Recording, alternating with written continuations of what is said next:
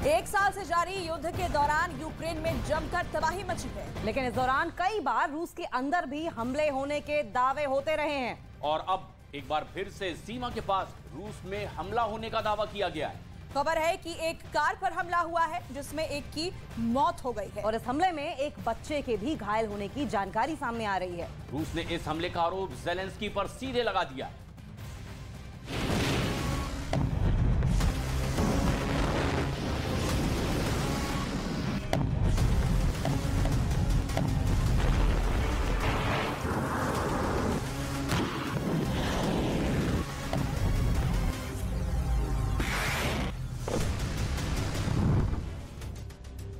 क्या ज़ेलेंस्की ने वो कर दिखाया जिसका पुतिन को डर था?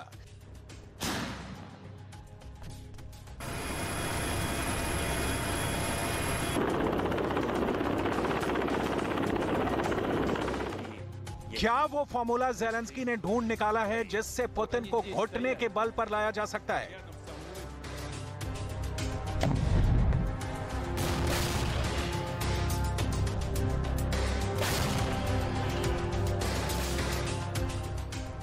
आखिर पूरी दुनिया के सोशल मीडिया पर यह ब्लू कार क्यों ट्रेंड हो रही है? और अचानक ऐसा क्या हुआ कि पुतिन का पूरा इकोसिस्टम हिल गया?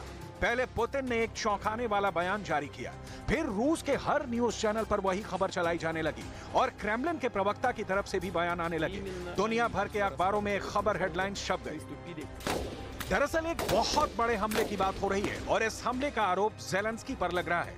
ये मामला दरअसल रूस के अंदर घुसकर किए गए हमले का है, जिसे कहा जा रहा है द ब्रियांस्क अटैक। रूस के अंदर हुआ ऐसा हमला जिसने पुतिन को भी चौंका दिया है। ज़ेलेंस्की से इस हमले पर पुतिन जवाब तलब करना चाहते हैं, लेकिन ज़ेलेंस्की यूक्रेन के अंदर हुए एक और हमले की बात कर रहे हैं। ज़पोरिज़िया पर हुआ हमला, जिसका बदला लेने के लिए ज़ेलेंस्की ने कसम खाई है। यूक्रेन युद्ध में द ब्रियांस्क अटैक की पूरी हिस्ट्री और मिस्ट्री हम आपको आगे बताएंगे, लेकिन सबसे पहले बात करेंगे उस खबर की जिसकी चर्चा अमेरिका के अखबारों में सबसे ज्यादा हो रही है। खेरसॉन को लेकर एक अंतर्राष्ट्रीय जांच टीम के सदस्यों ने कई बड़े खुलासे किए हैं। ये टीम रूस के द्वारा बनाए गए यातना शिविरों की जांच भी कर रही है।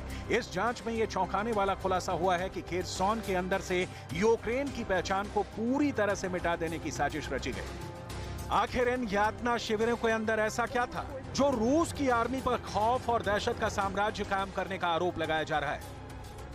दरअसल 2 मार्च 2022 को रूस की आर्मी ने खेरसॉन पर कब्जा कर लिया था। कई महीनों के बाद भीषण जंग करके खेरसॉन के एक हिस्से को खाली करवाने में ज़ेलेंस्की की आर्मी ने सफलता हासिल की है और उस इलाके में जब अंतर्राष्ट्रीय टीम ने जांच की तो कई यातना शिविर पाए गए। ये उन्हीं यातना शिविरों की तस्वीरें हैं। अमेरिका के एक अखबार के मुताबिक ऐसी एक यातना शिविर में प्रताड़ित किए गए शख्स 29 साल के इहोर ने बताया कि मुझे एक यातना शिविर में 11 दिनों तक रखा गया था। उस दौरान मैंने बेसमेंट से चीख की तमाम आवाजें सुनी थी।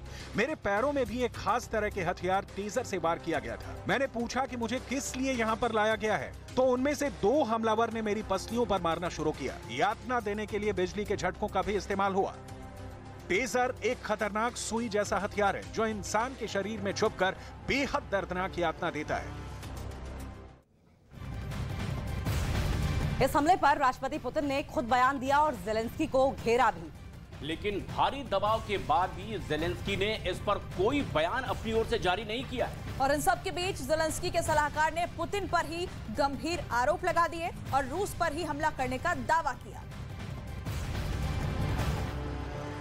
जांच करने वालों ने यह पता लगाया कि यूक्रेन की पहचान मिटाने के लिए पहले चरण में खेरसॉन के अंदर ज़ेलेंस्की के वफादार लोकल लीडर्स का दमन किया गया, क्योंकि ये लोग यूक्रेन की संस्कृति की आवाज बुलंद करने के लिए बगावत कर सकते थे। इस तरह के नेताओं को हिरासत में लेकर रूस भेज दिया गया। इसके अलावा यूक्रेन के झंडों को नष्ट कर दिया गया। रूस के झंडे के रंगों वाली टी शर्ट को पहनना अनिवार्य कर दिया गया और यूक्रेन के लोगों को रूसी कविताएं याद करने के लिए कहा गया। यूक्रेन के कैदियों को मजबूर कर दिया गया कि वो रूस की जय, पुतिन की जय और रूस के रक्षा मंत्री शोइगु की जय बोले। इस तरह के खुलासों ने संयुक्त राष्ट्र संघ की तरफ से नियुक्त जांचकर्ताओं को भी हिला दिया है। अमेरिका के अखबारों के रिपोर्ट्स ने इस पर रूस के अधिकारियों से सवाल किया है, लेकिन रूस ने इस तरह के हर आरोप का खंडन कर दिया है। लेकिन पुतिन ने ज़ेलेंस्की पर एक बड़ा आरोप बाकायदा सबूत देकर लगाया है। पुतिन का दावा है कि यूक्रेन के आतंकवादियों ने रूस के अंदर घुसकर एक ऐसी कार पर हमला कर दिया जिसमें 3 नागरिक सवार थे। इस हमले में 10 साल का एक बच्चा घायल हो गया और एक नागरिक की मौत हो गई। ट्विटर पर कई अंतर्राष्ट्रीय विश्लेषकों के द्वारा दावा किया जा रहा है कि यही वो नीली रंग की कार है जिस पर ताबड़तोड़ गोलियां चलाई गई हैं। इस हमले के फौरन बाद पुतिन का पूरा इकोसिस्टम रूस के अंदर एक्टिव हो गया। खुद पुतिन ने दुनिया के सामने आकर सबसे पहले विक्टिम कार्ड खेला। Сегодня совершили очередной террористический акт, очередное преступление. Проникли на приграничную территорию и открыли огонь по гражданским лицам. Видели, что это гражданская машина. Видели, что там сидят гражданские лица и дети. Нива обыкновенные. Открыли огонь по ним. इसके अलावा पुतिन के खासम खास और रूस के राष्ट्रपति भवन क्रेमलिन के प्रवक्ता की तरफ से भी ये बयान जारी किया गया। Президент Путин в Кремле. Он получает постоянные доклады, регулярные постоянные доклады по линии силовых ведомств. В частности, ему докладывает руководитель ФСБ Бортников. इसके अलावा भी पुतिन के आदेश से रूस के सरकारी न्यूज चैनलों पर ब्रियांस्क पर हमले की खबर को खूब तेजी के साथ पेश किया जाने लगा। Сообщения о контртеррористических мероприятиях на территории Брянской области, граничащей с Украиной, стали поступать около полудня. Сведения поступали противоречивые, исходящиеся только в одном. Некие диверсанты пересекли границу и с ними ведется бой. Пока точно не установлено ни количество нападавших, ни цели, которые они пытались атаковать.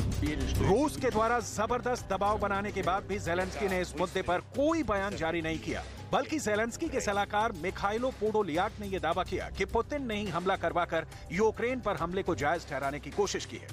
ज़ेलेंस्की ने ब्रियांस्क अटैक के जवाब में एक दूसरा मुद्दा खड़ा किया और वो ये था कि ज़पोरिज़िया में रिहायशी इलाके के अंदर रूस की सेना ने हमले किए हैं। जो तस्वीरें सामने आई हैं उसमें साफ दिख रहा है कि ज़पोरिज़िया के अंदर इमारतें क्षतिग्रस्त हैं और बचाव कार्य जारी है और ज़ेलेंस्की ने इसी मुद्दे को सबसे पहले उठाया। Звірячий російський ракетний обстріл Запоріжжя буде наша відповідь як військова, так і юридична. Окупант неминуче відчуватиме нашу силу. Силу справедливості в усіх сенсах слова. Я хочу подякувати усім нашим рятувальникам, які відночі розбирають завали будинку, під'їзд якого був зруйнований ракетою. Вдалося врятувати 11 людей, більше 70 отримали допомогу. У списку загиблих на цей час 2 людей. Мої співчуття рідним. यूक्रेन दावा कर चुका है कि उसने अब तक 1.5 लाख से ज्यादा रूसी सैनिकों को मार दिया है। यूक्रेन एक ऐसी अंतहीन जंग बन चुका है जिसमें लाशों के ढेर लग गए हैं, लाखों जानें जा चुकी हैं, लेकिन हार और जीत का फैसला अब तक नहीं हुआ है।